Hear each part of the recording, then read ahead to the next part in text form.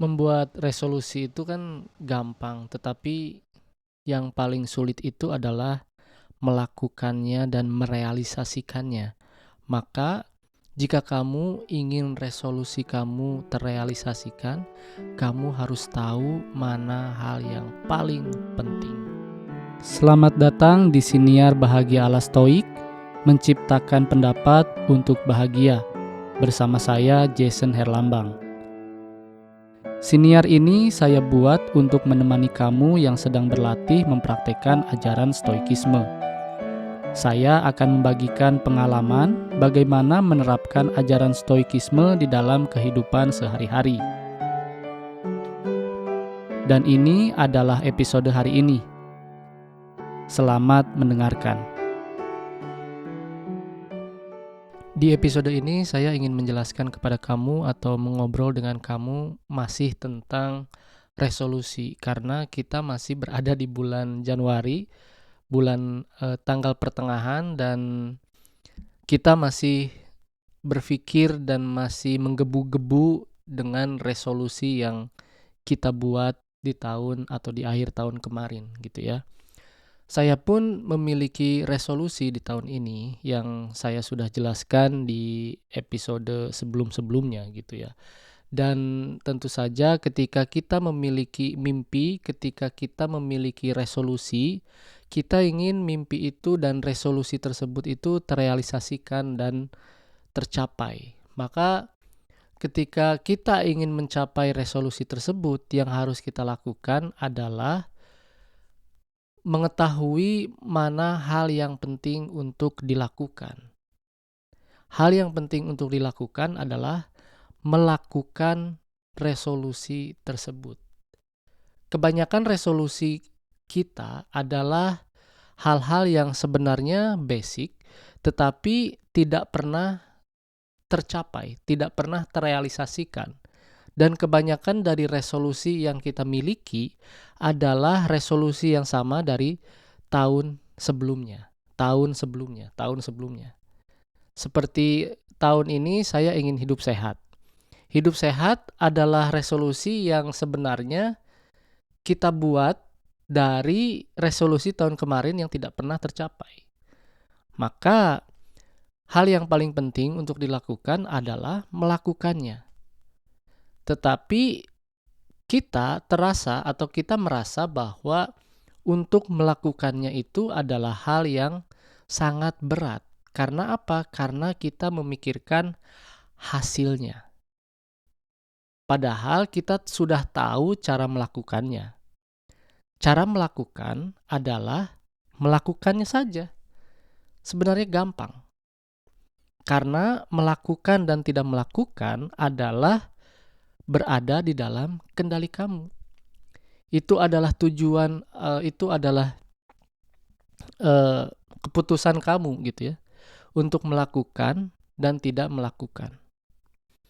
Tetapi kita lebih memilih untuk tidak melakukan karena kita memikirkan hasilnya. Baik itu hasil yang terlihat, baik atau pula hasil yang hanya kita bayangkan. Seperti kita ingin hidup sehat, tetapi kita takut akan hasil dari hidup sehat tersebut. Seperti olahraga saja. Kita ingin berolahraga, tetapi kita takut dengan hasilnya. Hasilnya apa? Takut capek, takut jantungnya nggak kuat, takut A, takut B, takut C. Lalu kita ingin diet. Kita sudah tahu cara melakukannya. Dalam pikiran kita, saya akan diet, saya akan melakukan intermittent fasting, makan makanan sayur-sayuran dan segala macam. Tetapi apa? Tetapi kita takut. Takut apa? Takut lapar. Takut nanti gimana ya kalau teman saya misalkan ngajakin makan di luar.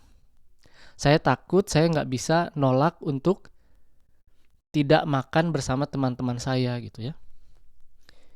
Itu kan adalah ketakutan yang dipikirkan oleh kita gitu. Sehingga ketakutan tersebut membuat kita tidak melakukan apa yang seharusnya kita lakukan.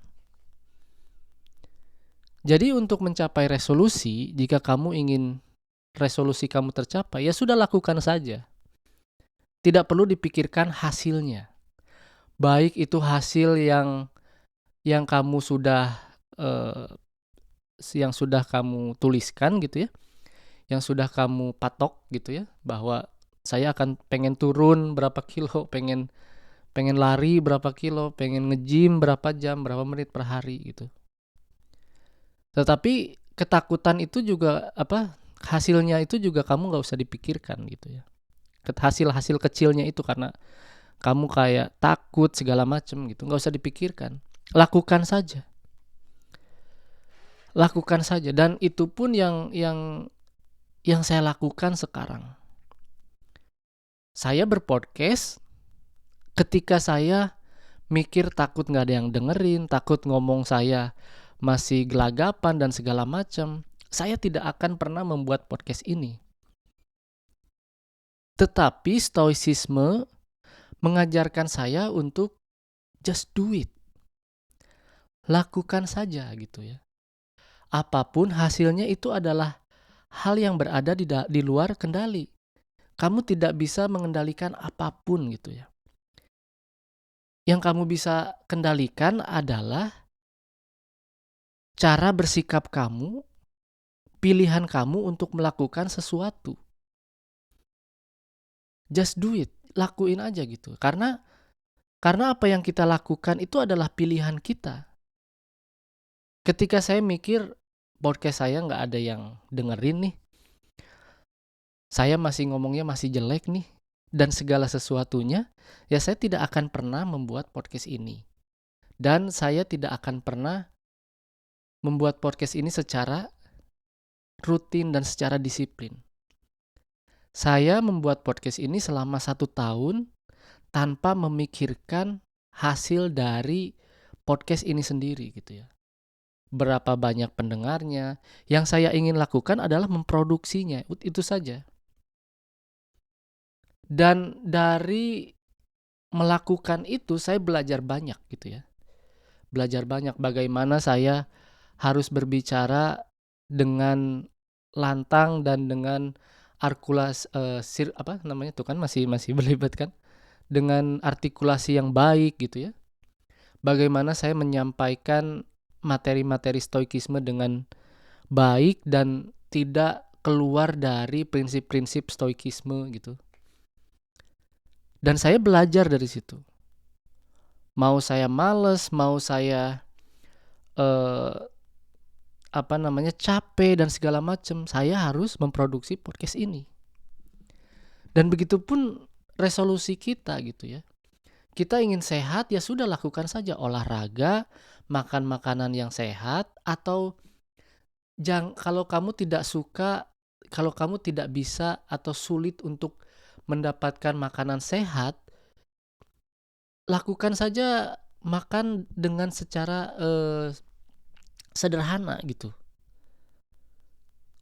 Goalnya adalah tidak membuang banyak uang untuk makan makanan yang tidak sehat gitu ya, dan juga tidak menghabiskan waktu untuk memikirkan bagaimana saya makan sehat besok misalkan. Kayak nyari menu di internet, bagaimana makan makanan apa saja yang sehat untuk dikonsumsi gitu ya. Saya rasa dengan melakukan prinsip stoikisme yang kedua, yaitu temperance, pengendalian diri, itu kamu akan bisa mencapai hidup yang sehat. Karena apa? Karena pengendalian diri itu kan semuanya kita lakukan dengan secara tidak berlebihan. Makan tidak berlebihan, hiburan tidak berlebihan, dan segala sesuatunya tidak berlebihan. Bahkan hal-hal yang baik pun, saya pernah bilang juga, hal-hal yang baik pun bila dilakukan secara berlebihan akan menjadi hal yang tidak baik. Seperti berolahraga, jika kamu melakukannya secara berlebihan, maka akan memberikan dampak terhadap tubuh kamu. Dampak apa? Dampak yang jelek, bisa cedera dan segala macam. Begitu juga dengan makanan. Ya kamu bisa makanan-makanan sehat bila itu mudah dan tidak membuat kamu stres. Inti dari stoikisme itu untuk membuat hidup kamu itu lebih tenang dan lebih tranquility gitu ya. Lebih lebih tidak banyak pikiran, lebih tidak overthinking gitu ya. Ketika kamu overthinking, ketika kamu memikirkan bagaimana cara hidup sehat dan itu menguras energi kamu dengan memikirkannya, maka it's not worth it for you. Jadi lebih baik ya makan secara in moderation saja. Kendalikan cara makan kamu gitu ya. Sehari 3 kali ya itu wajar karena memang penelitian menyampaikan bahwa makan secara teratur setiap hari itu baik, tetapi seberapa banyak makanannya itu yang bisa kamu kendalikan. Gitu ya, seperti pagi misalkan makan telur, siang ke warteg misalkan makan sayuran aja, malamnya misalkan makan buah-buahan. Bisa saja gitu. Yang penting gampang dan tidak membuat kamu overthinking dan tidak menyia-nyiakan waktu kamu, menyia-nyiakan energi kamu gitu ya. Dan itu adalah semuanya pilihan kamu, opini kamu. Karena apa? Karena that's your life gitu ya. Itu adalah hidup kita dan tubuh kita dan kita tahu berapa jam sampai ke titik kita lapar gitu ya. Dan kita tahu seberapa banyak yang harus kita makan. Karena kita tahu apa kegiatan kita dalam waktu tersebut. Gitu ya. Saya pun sama, saya pun tidak ingin makan makanan yang berlebihan. Karena apa? Karena saya memberi cap diri saya adalah seorang stoik. Seorang stoik harusnya hidup in moderation, live in moderation. Hidup dengan kesederhanaan, dengan mengendalikan diri. Gitu ya. Jadi melakukan dan tidak melakukan adalah hal yang sepenuhnya berada di dalam kendali kamu. Jadi dengan kamu berlatih untuk mencapai resolusi kamu dengan tidak stres, dengan tidak banyak pikiran, tapi kamu tahu tujuannya ke situ, maka itu adalah sesuatu hal yang sudah benar gitu. Tetapi ketika kamu ingin mendapatkan sesuatu tetapi juga menguras emosi kamu menjadi overthinking, menjadi tidak tenang, that's totally wrong. Itu adalah sesuatu yang tidak benar dan lebih baik kamu berhenti saja gitu. Karena apa? Ya you don't enjoy it gitu. Stoik itu harusnya membuat diri kamu itu lebih tenang, lebih bahagia, tetapi juga kamu bisa mendapatkan apa yang kamu inginkan. Tentu saja di tahun ini. Jadi fokusnya adalah just do it. Just do it. Jangan overthinking, jangan terlalu banyak mendengarkan opini orang. Kata Marcus Aurelius, kamu kan mencintai diri kamu, tetapi kamu terlalu banyak mendengarkan opini orang daripada opini kamu sendiri. Dengan membaca banyak artikel, terlalu banyak artikel, 1-2 gak apa-apa lah. Tapi terlalu banyak artikel itu membuat kamu bingung gitu. Yang mana yang harus kamu ikuti untuk mendapatkan hidup yang sehat. Jika kamu mencap diri kamu sebagai seorang stoik, that's it, in moderation. Kendalikan apa yang harus kamu kendalikan. Pengendalian diri, disiplin. Disiplin makan 3 hari, disiplin dengan porsi yang secukupnya gitu ya. Olahraga secukupnya, membaca buku secukupnya, menghabiskan waktu bersama orang yang kamu cintai secukupnya, kerja secukupnya, semua serba secukupnya. Secukupnya itu ya secukupnya.